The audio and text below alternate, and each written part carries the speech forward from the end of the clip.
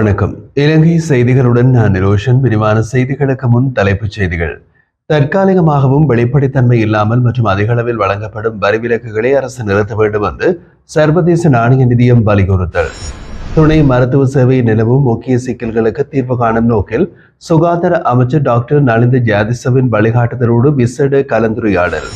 போக்குவரத்து அமைச்சர் பிமல் ரத்நாயக பதவி விலக வேண்டும் என்று ஸ்ரீலங்கா பொதுஜன பெரமுன கட்சியின் முன்னாள் ராஜாங்க அமைச்சர் இந்திக அனுரத்த தெரிவிப்பு. தமிழ் அரசியல் கைதிகளின் விடுதலையை வலியுறுத்தி யாழ்ப்பாணத்தில் நடைபெறவுள்ள நினைவேந்தல் மற்றும் போராட்ட செயற்பாடுகளில் கலந்து கொள்ளுமாறு குரலற்றவர்களின் குரல் அமைப்பு அழைப்பு. தொடர்வது விரிவான செய்திகள்.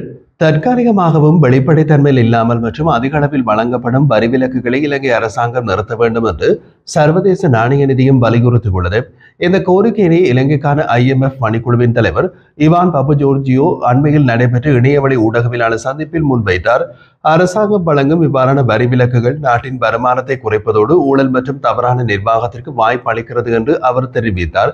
இதனால் தான் வரி சலுகைகள் தொடர்பாக மீளாய்வு செய்து மறுசீரமைப்புகளை மேற்கொள்ள வேண்டும் என்றும் புதிய வரி சலுகைகள் வழங்கப்படும் முன் துல்லியமான வழிகாட்டிகள் உருவாக்கப்பட வேண்டும் என்றும் அவர் சுட்டிக்காட்டினார்.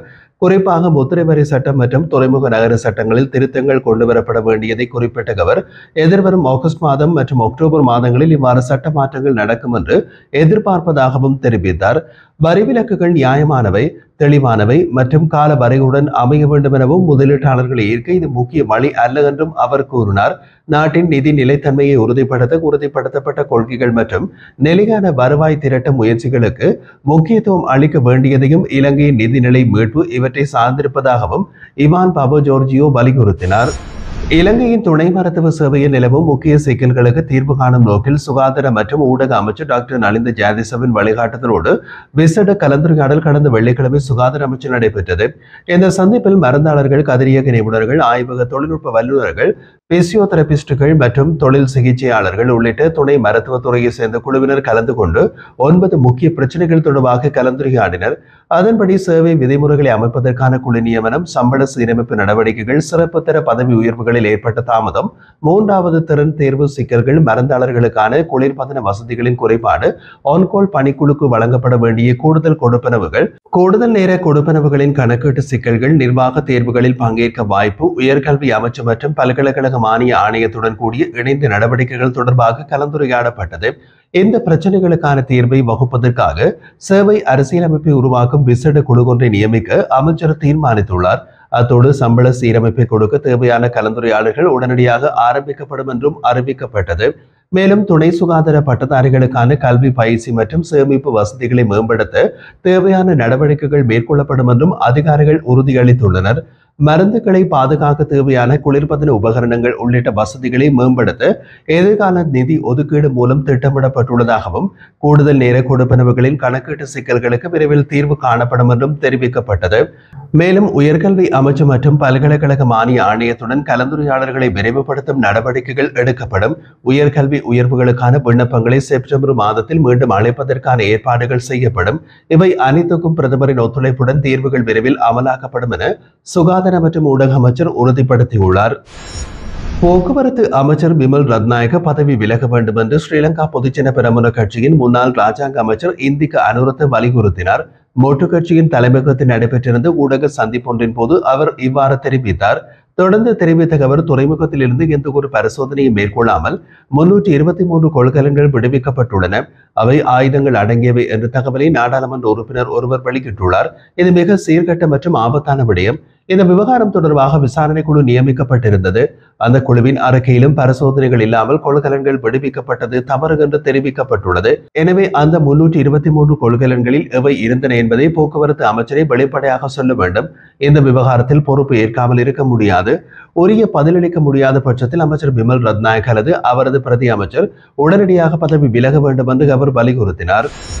தமிழ் அரசியல் கைதிகளின் விடுதலையை வலியுறுத்தி யாழ்ப்பாணத்தில் நடைபெறவுள்ள நினைவேந்தல் மற்றும் போராட்ட செயற்பாடுகளில் அனைவரும் கலந்து கொள்ளுமாறு குரலற்றவர்களின் குரல் அமைப்பின் ஒருங்கிணைப்பாளர் கோமகன் அழைப்பு விடுத்துள்ளார். நேற்றைய தினம் சனிக்கிழமை யாழ்ப்பாணத்தில் நடைபெற்ற ஊடகவியலாளர் சந்திப்பில் பேசிய அவர் எதிர்வரும் ஜூலை 24 மற்றும் 25ஆம் தேதிகளில் யாழ்ப்பாணம் கிட்டுப்பூங்கா சுற்றுவட்டத்தில் நடைபெறவுள்ள நினைவேந்தல் நிகழ்வுகளில் தமிழ் சமூகத்தினரின் பங்கேற்பை கேட்டுக் கொண்டார். அவர் தொடர்ந்து பேசுகையில், இலங்கை ஜனநாயக சோசலிச குடியரசு என்ற பெயரால் அரசாட்சியை நடத்துகின்றது.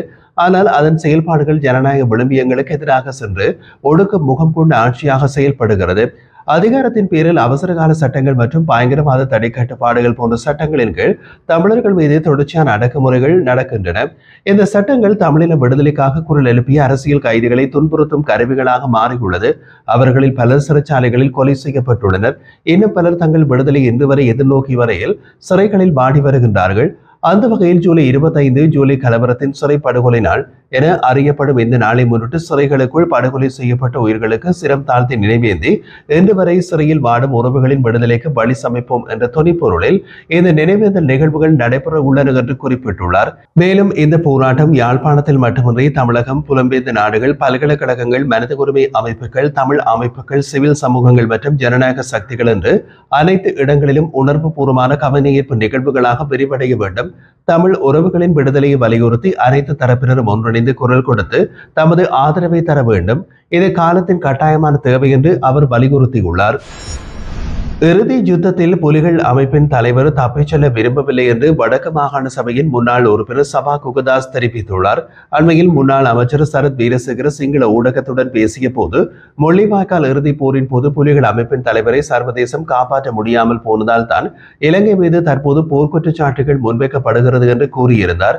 இதற்கு பதிலளித்த சபா குகதாஸ் கூறும்போது, இறுதிப் போரின் போது புலிகள் அமைப்பின் தலைவருக்கு குடும்பத்துடன் பாதுகாப்பாக வெளியேறக்கூடிய வாய்ப்புகள் இருந்தும் அவர் ஒருபோதும் அந்த முடிவை விரும்பவில்லை. நீர்மூழ்கி கப்பல் மூலம் தப்பி செல்லும் திட்டம் பலமுறை முன்வைக்கப்பட்டாலும் அவர் அதை தொடர்ந்து நிராகரித்தார். மே 2ஆம் தேதி தொடக்கம் நந்திக்கடல் பகுதி ஊடாக ப்ளூ ஸ்டார் படகுகள் வெளியேறும் வழித்தடங்கள், எரிபொருள் உள்ளிட்ட ஏற்பாடுகளோடு தளபதி உள்ளிட்ட தலைமை செயலக உறுப்பினர்கள் பல முயற்சிகள் செய்தனர். ஆனால் அவர் எந்த முறையினையும் ஏற்கவில்லை. வெளியுறவு தமிழர்கள் மற்றும் பல முயற்சிகளை மேற்கொண்டதாகவும் அந்த தகவல்கள் அந்த காலத்தில் வெளிவந்ததாகவும் தெரிகின்றது. ஆனால் எல்லாவற்றையும் அவர் தள்ளுபடி செய்திருந்தார். அவரது தந்தை, தாய் உள்ளிட்ட பெற்றோர்களை பொதுமக்களுடன் வெளியேற அனுமதித்தார். மூத்த மகன் மற்றும் மகளை போர்க்களத்தில் ஈடுபடச் சொன்னார். இளைய மகன் பாலச்சந்திரனும் அவரது விருப்பத்தின் பேரில் போராளிகளிடம் சேர்ப்பிக்கப்பட்டார். பாதுகாப்பாக வெளியேற தயாராக இருந்த நூற்றுக்கணக்கான போராளிகளின் முன் முயற்சிகளையும் நிராகரித்து இறுதி வரை தன்னம்பிக்கையோடு மண்டியிடாமல் போரிட்ட வீர தலைவராக அவர் திகழ்ந்தார். முள்ளிவாய்க்காலில் நடந்தது ஒரு போர்க்குற்றம் அல்ல, அது ஒரு திட்டமிட்ட இனப்படுகொலை. அந்த உண்மையினை மறைக்க முயற்சிக்கும் சரத் வீரசேகர தவறிய தகவல்களை பரப்புகிறார் என்றும் சபா குகதாஸ் குற்றம் சாட்டினார். 2025ஆம் ஆண்டின் ஜூன் மாதத்தில் 1,38,241 சுற்றுலா பயணிகள் நாட்டுக்கு வருகை தந்துள்ளதாக இலங்கை சுற்றுலா அபிவிருத்தி அதிகார சபை தெரிவித்துள்ளது. ஜூன் மாதத்தில் அதிகளவான சுற்றுலா பயணிகள் இந்தியாவிலிருந்து வருகை தந்துள்ள நிலையில் அவர்களின் மொத்த எண்ணிக்கை 37,934 ஆகும். அதன்படி இந்த ஆண்டில் ஜனவரி மாதம் 1ஆம் தேதியிலிருந்து ஜூன் மாதம் 30ஆம் தேதி வரையான காலப்பகுதிக்குள் 11,68,044 சுற்றுலா பயணிகள் நாட்டிற்கு வருகை தந்துள்ளனர். அத்துடன் ஜனவரி மாதத்தில் 2,52,761 சுற்றுலா பயணிகளும், பிப்ரவரி மாதத்தில் 2,40,217 சுற்றுலா பயணிகளும், மார்ச் மாதத்தில் 2,29,298 சுற்றுலா பயணிகளும், ஏப்ரல் மாதத்தில் 1,74,608 சுற்றுலா பயணிகளும், மே மாதத்தில் 1,32,919 சுற்றுலா பயணிகளும் நாட்டிற்கு வருகை தந்துள்ளனர்.